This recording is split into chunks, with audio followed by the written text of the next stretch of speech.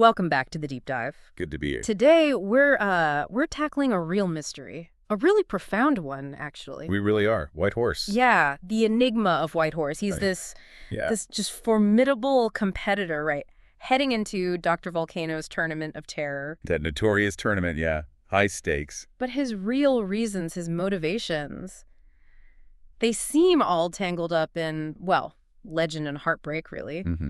So our mission today, yours and mine, is to sort of unpack all these layers, the myth, the clues on his skin even. And the contradictions. There are so many. Exactly. He's not just a fighter, is he? He's like a walking saga. We want to try and understand, the depth of it all, his torment, his ambition. You know, we've got some fascinating sources to work with. The Enigma of White Horse, that character study is incredible. Yeah. And then there's the Ballad of White Horse, and it adds this whole other sort of poignant layer. Right. These really paint a picture of a man driven by, well, something much bigger than just winning wrestling matches. Something far beyond glory. Exactly. We're going to try and connect those dots and maybe speculate a little on what he might actually want if he wins this whole tournament. Because that's the big question, isn't it? What does he want? It really is. Yeah. Especially with Dr. Volcano's prize potentially being, well, anything. Okay, so let's dive in. First impressions, White Horse. He walks out and he's just immense. Oh, completely. The sources nail it. Towering brute, carved in muscle. What is he, 6'7"? 6'7", 285 pounds. It's almost mythical. Yeah. But it's not just the size, is it? It's the whole presentation, or lack of it. Right. The gear is so simple. Almost bare, one source says. Black boots, torn pants, these leather wrist wraps. Mm-hmm. No flash, no pyro, nothing. It feels, I don't know, almost like a statement. It does. Like he's actively rejecting the showmanship part of it all. Yeah, like he's just saying, look, I'm not here for you, I'm just here. Exactly. And that hits you immediately. It's not about spectacle. Yeah. One source put it really well, I thought. Less a wrestler than a walking mural of grief and rage. Wow. That's powerful. Isn't it? And it's not just poetic license. You feel it. Yeah. His physique, his gear. It all points to something deeper, something heavy. And speaking of heavy, the mask. That's Yeah. got to be the centerpiece. Oh, absolutely. This cracked half mask, like Phantom of the Opera, covering the right side of his face, bone white, Yep. stark. Yeah. So what's the deal with the mask? What are the sources saying? Is it hiding something physical, or is it more? Well, it's definitely symbolic. Yeah. Hugely symbolic. And yeah, the sources float a few different ideas, some pretty unsettling ones. Okay, like what? Well, some think it hides, terrible burns. Yeah. Maybe from a fire that killed his family, perhaps.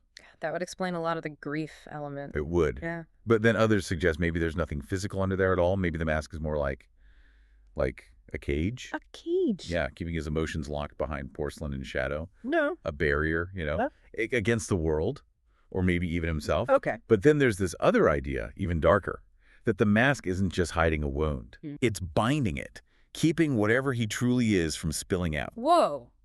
Binding it. Yeah.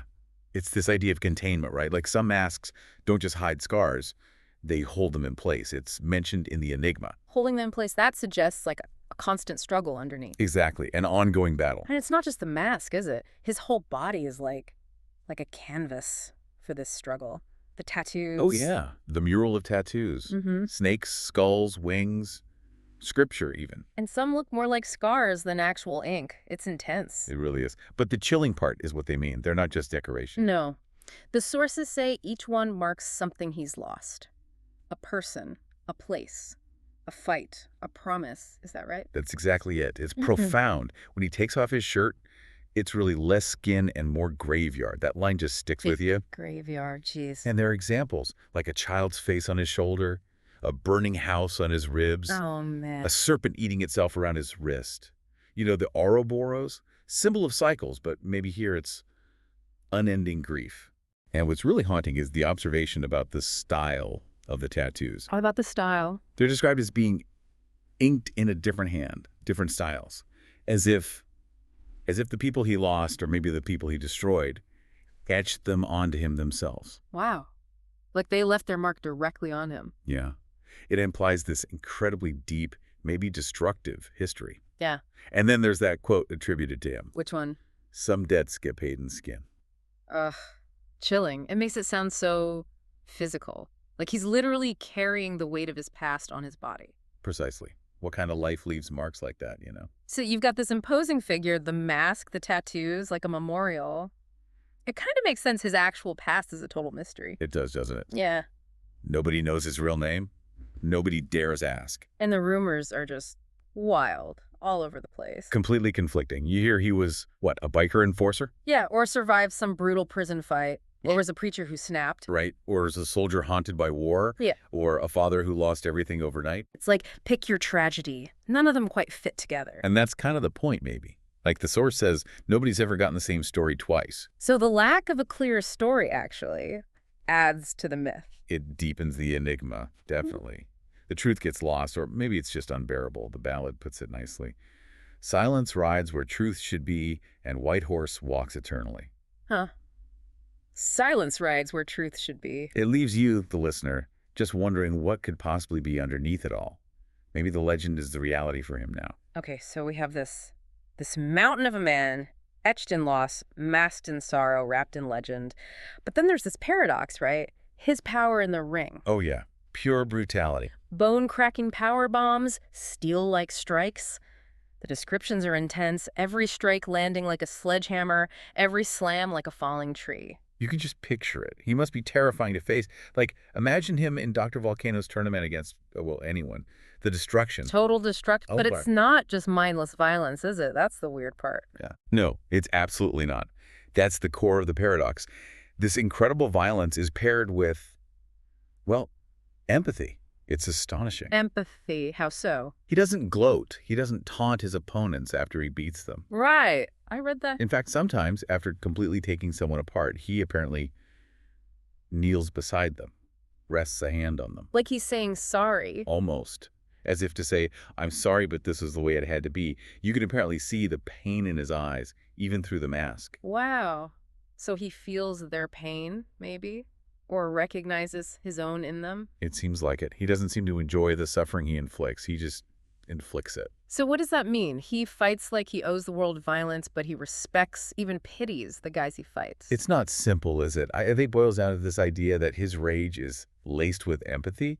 He's not fighting for glory or because he likes hurting people. He fights because he has to. That's what the sources strongly suggest. Like, if he stops moving, if he stops fighting, the weight of whatever loss he carries will crush him where he stands. So the violence is like fuel, or maybe a distraction, a way to keep going. Something like that. A desperate act just to stay upright, maybe? Yeah. The wing isn't a stage for him. It's almost like a necessary burden, a treadmill he can't step off. The treadmill, that's a powerful image. Constant brutal motion just to survive the grief. Mm-hmm. And then amidst all this darkness and violence, you get these little flashes of something else, these weirdly tender moments. Yeah, those are fascinating, like the paper horses. Exactly. Kids finding these little folded paper horses on empty seats like tiny origami ghosts. It's so unexpected for him, right? Such a fragile little gesture. Totally. And there was that other story, too, about someone seeing him alone after a show. Oh, yeah. Mask off, head bowed, just whispering to no one in particular. Whispering what? Does anyone know? No one knows what he whispers. No one asks. It's another layer of the mystery. But these small things, these fragile ghosts, as the ballad calls them, they just deepen that sense of profound sorrow driving him. They feel like private rituals, you know, not for show, just him and his losses. It really grounds him, even with the mask and the muscles. Shows there's something incredibly human and broken under there. Definitely. Which brings us, I guess, to the tournament. Dr. Volcano's Tournament of Terror. The stakes are supposed to be, well, immense. Almost reality-bending prizes, right? Just the legend, yeah. Yeah. Not just money or belts, something Yeah. more. So the big question everyone's asking, the one we touched on earlier, if White Horse actually wins this thing, what would he wish for? Right. Because it's clear, isn't it? He doesn't care about the usual stuff. No. Wealth, fame, doesn't seem to fit him at all. Even a little bit. And the whispers, the speculation in the sources, it points to something much deeper and, frankly, much more chilling. Okay. What are they whispering? That he wants. Release. That's the word used. Release. Release from what? The pain. Maybe. Or maybe release from the past. The whispers say he wants to undo the moment that broke him, to erase the scar beneath the mask. Undo the past. Like time travel. Or something like it. To see the people he's buried in his tattoos alive again. Whoa! Bring them back. even if, as one source speculates, it costs him his own body. That's huge. That's not a wish, that's like a cosmic rewrite. Exactly.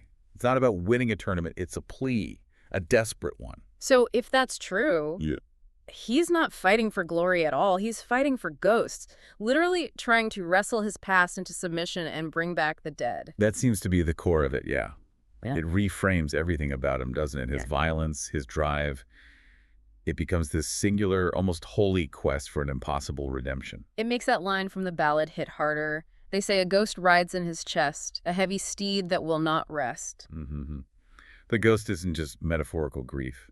Maybe it's the people he wants back, driving him. But then, what kind of power could even grant a wish like that? Dr. Volcano must wield something truly terrifying. That's the unsettling question, isn't it? And what would the real price be? To undo time, to resurrect the dead. Yeah. It makes you think about the nature of grief and how far someone would go. It really does. So, White Horse, he's this warrior, yeah, but his brutality seems like just raw grief made manifest. Physical extension of unbearable pain. Fighting for something way beyond a championship. He's like a walking monument to loss, isn't he? Seeking this impossible second chance. He really is. A testament to what's been lost. And this desperate, maybe doomed hope for what could be undone. So the final thought then, maybe for you listening, if his ultimate wish is to reverse time, to bring back those people marked on his skin, what does that tell us? About hope, maybe, when you're facing absolute despair. And what lengths would someone go to? What lengths would you go to for that one impossible wish? What kind of debt, like the one paid in skin, would you be willing to take on? Yeah, it's a heavy thought to end on.